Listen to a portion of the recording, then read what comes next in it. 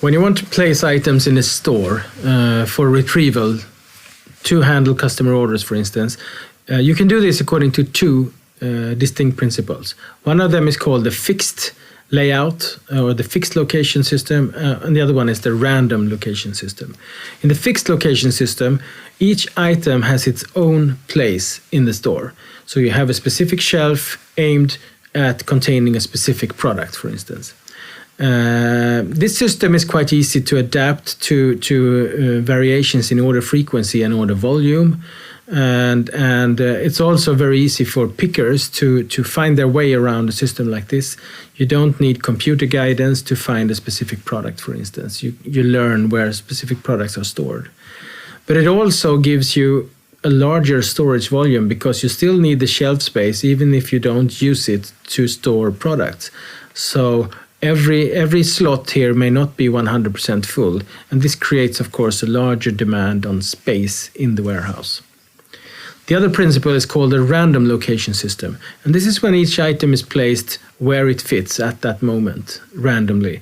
And then the location is recorded and entered into a warehouse management system of some kind, and that system then is used. So when you want to retrieve a specific item, you have to consult this system, and you will be given a coordinate in the warehouse and a location for the item. The advantage of this is, of course, that you need a smaller storage volume because you can utilize as much of the shelf space as possible.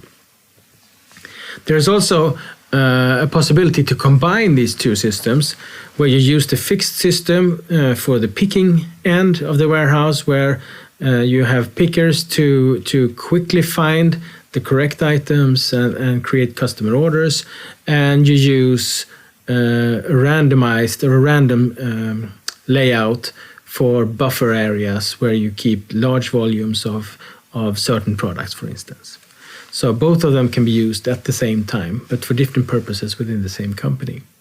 Now, a few other considerations that need to be taken into account when placing products in storage is one of them is the height of the location, especially if human beings are doing the picking.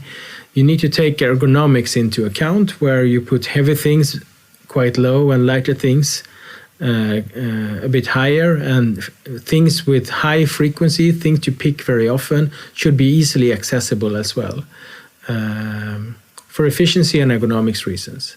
There is also a thing that we call correlated location, and this is products with similar properties or products that belong together are stored next to each other.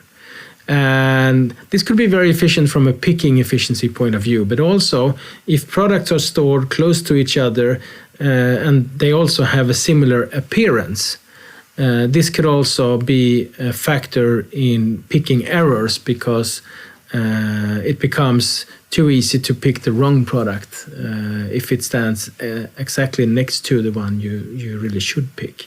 So you should take that into account as well.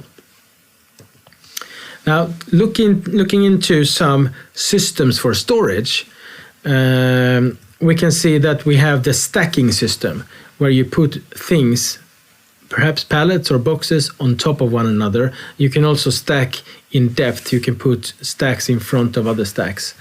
And the advantage of this is, of course, that you can fill out, you can utilize volume in a warehouse quite efficiently, especially if the boxes are square, like in this example here. But also, if you have a very deep stack or a very high stack, the boxes in the back or in the bottom are hard to reach. So you should really be careful of deep stacking if you have many different products, and you will need to retrieve them randomly. If you need that, you should probably use a rack system instead, where you have each pallet in its own specific place in a shelving system, and where you with a truck can reach all the products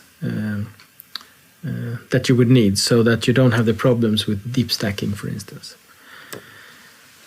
You can also, if you have certain types of products and volumes, you can use an automated storage and retrieval system. This is where the storage, the whole storage function is a large machine consisting of a number of shelves and an automated truck or a forklift that takes the box or takes the items and puts it automatically in a specific location. And of course, there is often a computer that takes stock of exactly the coordinate of each item. So you have to ask the computer to bring out the specific item you need for picking, for instance, and then it puts the box back maybe.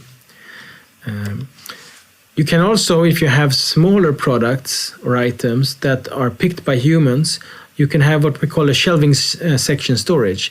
This is a series of compartments where products are stored. It could be boxes, it could be drawers, it could be cupboards, and so on. And the pickers move along these and assemble their orders, perhaps in a box or something like that, and then creates the customer order by doing this. And the last example is a variant of the shelving store. It's called a paternoster store.